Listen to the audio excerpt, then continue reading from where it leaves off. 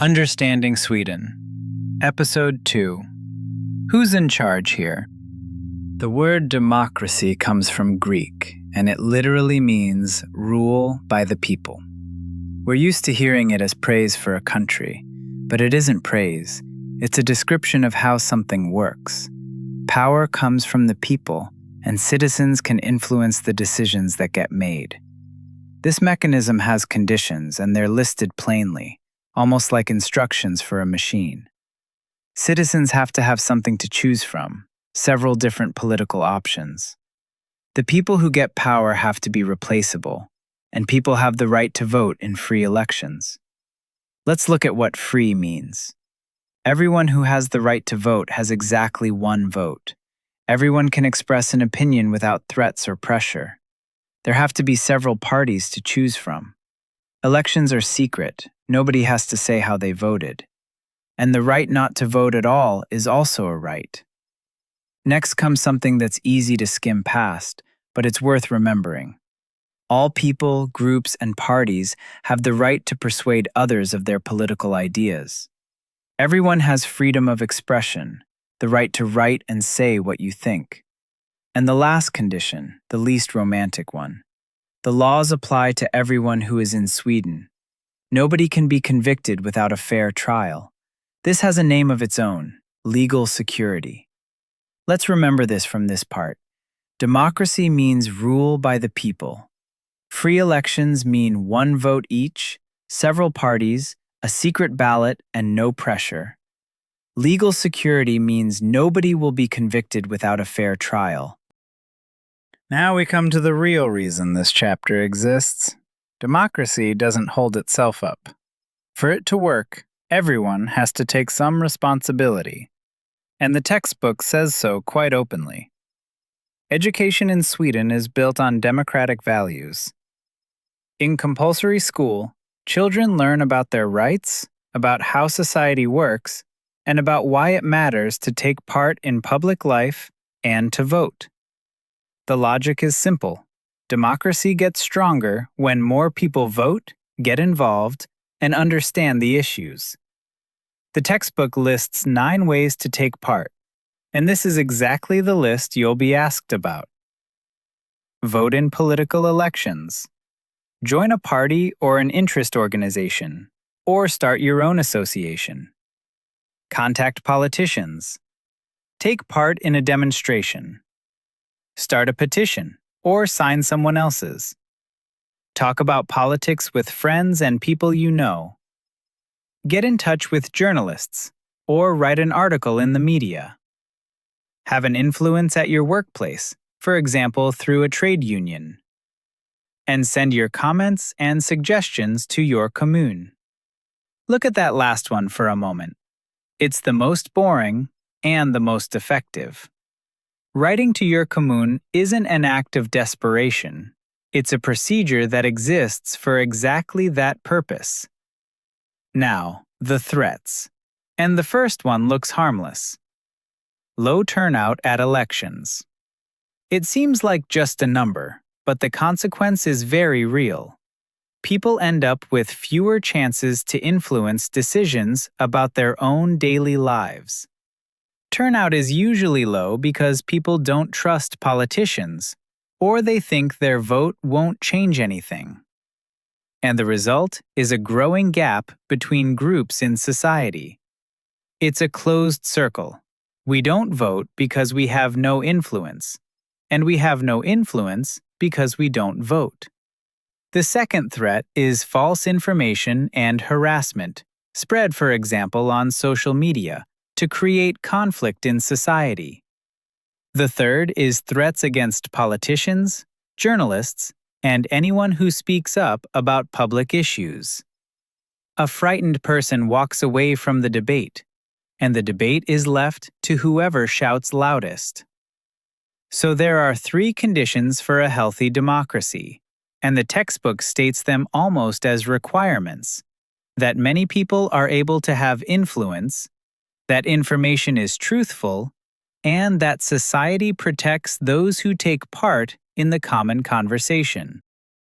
Why are we talking about neighborhoods and incomes in a chapter about democracy?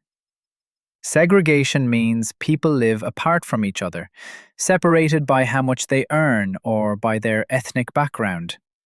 Integration means the opposite. People from different backgrounds and with different incomes live closer together, and they feel like they belong to society.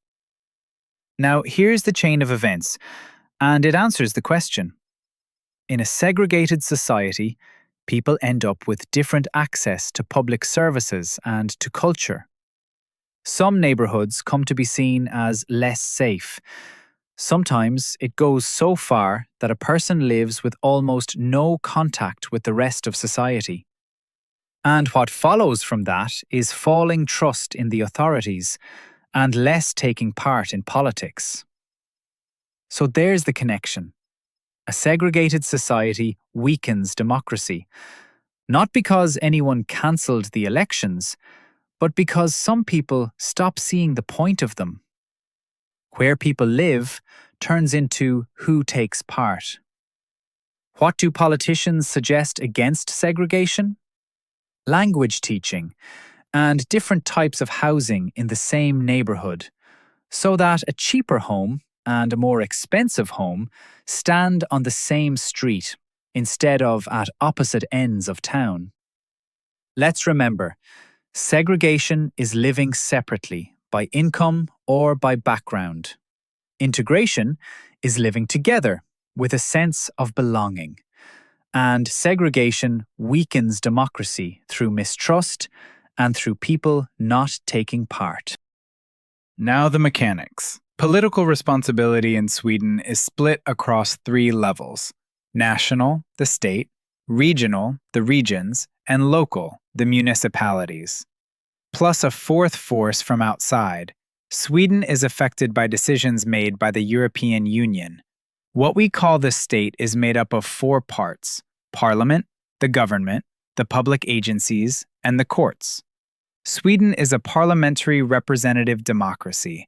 That means citizens vote in general elections and choose the members of parliament, and parliament is the body that passes the laws and the state budget. Parliament is 349 members, elected once every 4 years. They represent different parties and different parts of the country. Their job is the laws and deciding how the state's money is spent. Now here's an order of events people often get wrong. Parliament chooses the Prime Minister. Then the Prime Minister is given the task of forming a government and picks the ministers himself. So the government isn't elected directly in the election. It grows out of the composition of Parliament. Every autumn, the government sends Parliament a proposal for the state's income and spending. It's called the budget bill. The budget is the most honest document in politics. It shows what kind of policy the government wants to pursue and what the state thinks matters most. The parties that don't support the government are called the opposition, and the opposition has an actual duty, not just an urge to argue, to scrutinize the government's work and to propose a different policy. In Parliament, the governing parties and the opposition debate the proposals, and only then do the members vote. Politics makes the decisions, and the agencies carry them out. Sweden has several hundred of them.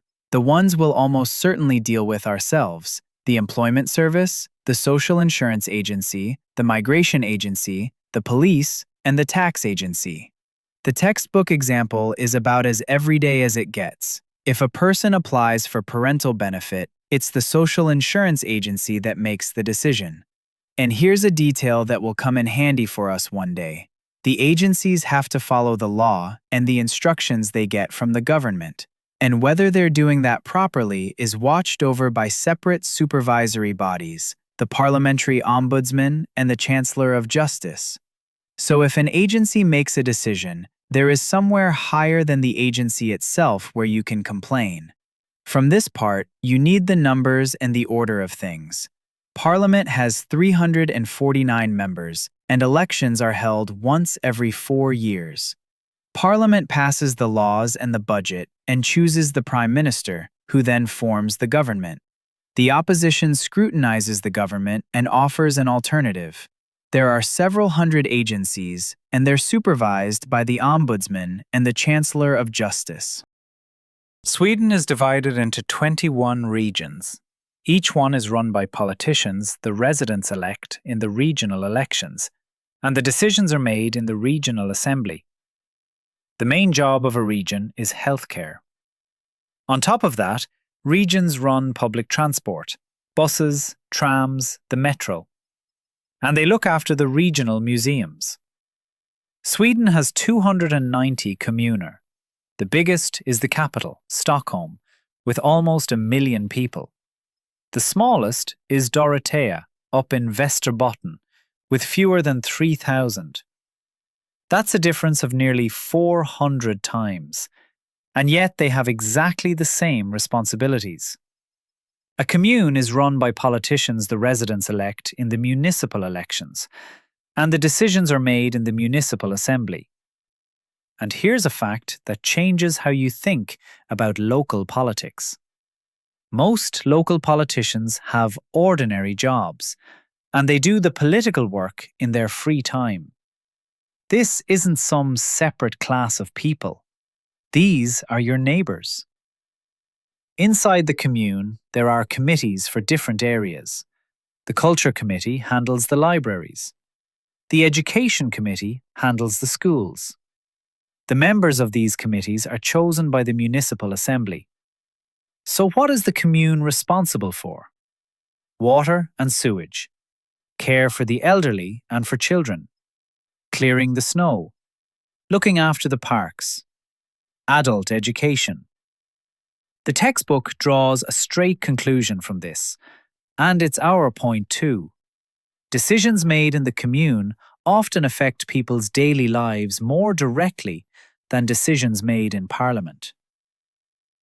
That leaves the very top, and it's set up in a way you might not expect. Sweden is a constitutional monarchy. That means the head of state is a king or a queen, with no political power at all. The king serves as a symbol of the country, makes state visits, and receives the heads of other states. Right now, the King of Sweden is Carl XVI Gustav. His eldest daughter, Victoria, is the crown princess, and next in line after her is Victoria's daughter, Estelle. Let's remember this. There are 21 regions, and their main jobs are healthcare and public transport. There are 290 kommuner, and they handle schools, water, and care for children and the elderly. Sweden is a constitutional monarchy, and the king has no political power. Now let's put it all together. At the top, a king with no power. Below that, the parliament that makes the laws, and the government that runs things. Below that, the agencies. They don't decide, they carry out. And at the very bottom, closest to us, the commune. School, water, snow, the elderly. The newspapers pay attention in exactly the opposite order, from the top down, less and less as you go. And that's precisely why your vote in the municipal elections weighs more than you'd think. And not knowing that you can simply write to your commune costs you more than not knowing a minister's name. That was the course Understanding Sweden. The material comes from the official Citizenship-Test textbook. Nothing added, nothing left out.